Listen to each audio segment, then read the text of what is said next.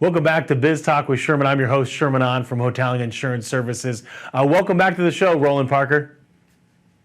Hey Sherman, great to be back on the show. Okay, quick question here. Social media and access for employees, what are your thoughts? Blocking certain sites is actually a good idea, and the main reason for that is that there's certain sites that are malicious, you don't want them to go to. There's also the social media sites. It's not that the sites themselves are bad, but people post bad links, and sometimes this is done if a person's account could have been compromised, or they just share it without realizing that they're linking somebody to a malicious site. So links within those social media sites create a vulnerability to the entire network, because once one person gets infected, it spreads like wildfire throughout the network.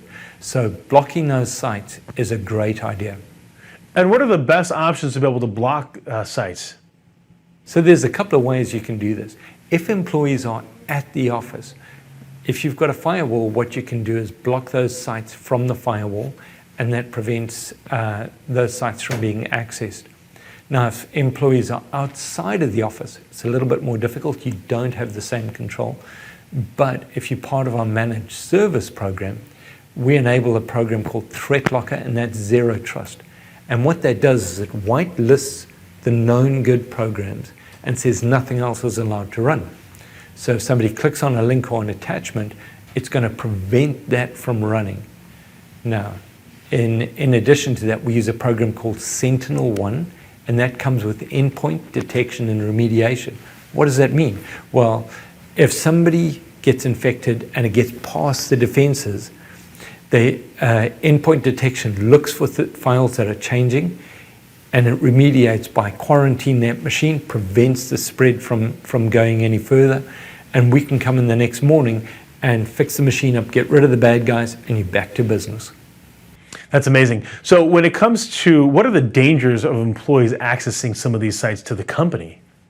And of course the dangers as we discussed, if people getting compromised, their email address is being compromised, ransomware getting into the machine just by accessing those social media sites. So you want to prevent any access apart from the places that your employees should be going.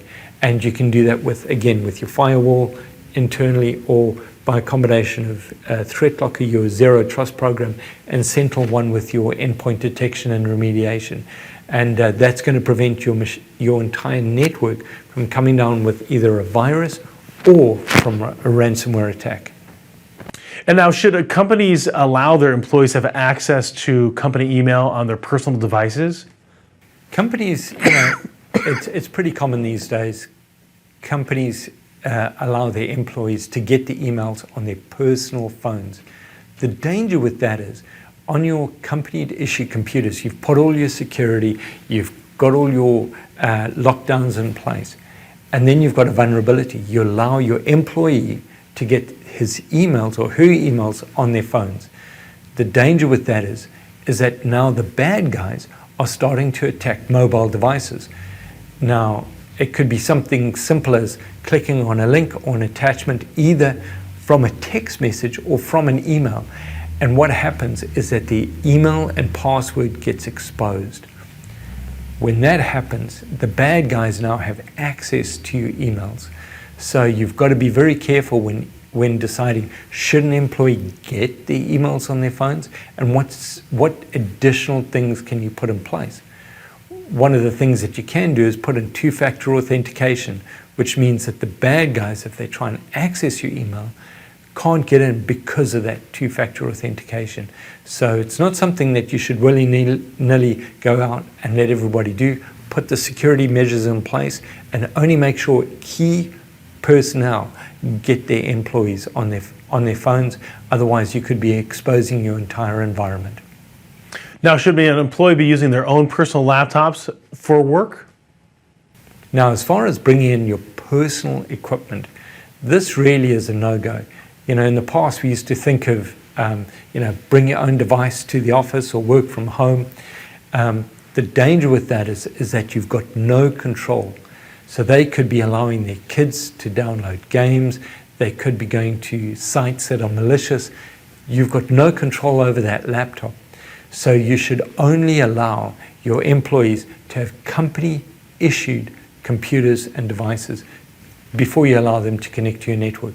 That way you can have Threatlocker installed, you can have Sentinel 1, you can have the machine correctly locked down, you've got the security in place. Those are the only devices that you allow into your network. If you allow them to use their home computers, you don't know what's going to happen. And that's where we've seen an entire company be brought down with ransomware just because they allowed their bookkeeper to remote from home. She got hit with ransomware. She remoted into her office computer.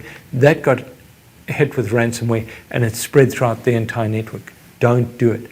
Always have employees have company-issued devices.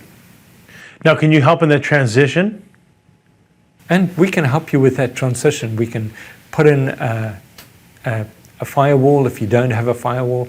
We can modify your firewall so that you've got your correct settings, and we can put those security devices in place like Threatlocker, Sentinel 1, that are going to give you your zero trust and your endpoint detection and remediation. Now, should an employee sign something during that transition? And as far as paperwork getting signed, this is something that if they're having company-issued computers, you should get them to sign something. And, if people do have any questions, they can always reach out to us at 281-647-9977, or they can reach us on the web at www.impresscomputers.tech. That's IMPRESS computers.tech. Thanks, Sherman. Thanks a lot, everybody. Appreciate all our guests. This is it. Sherm's out.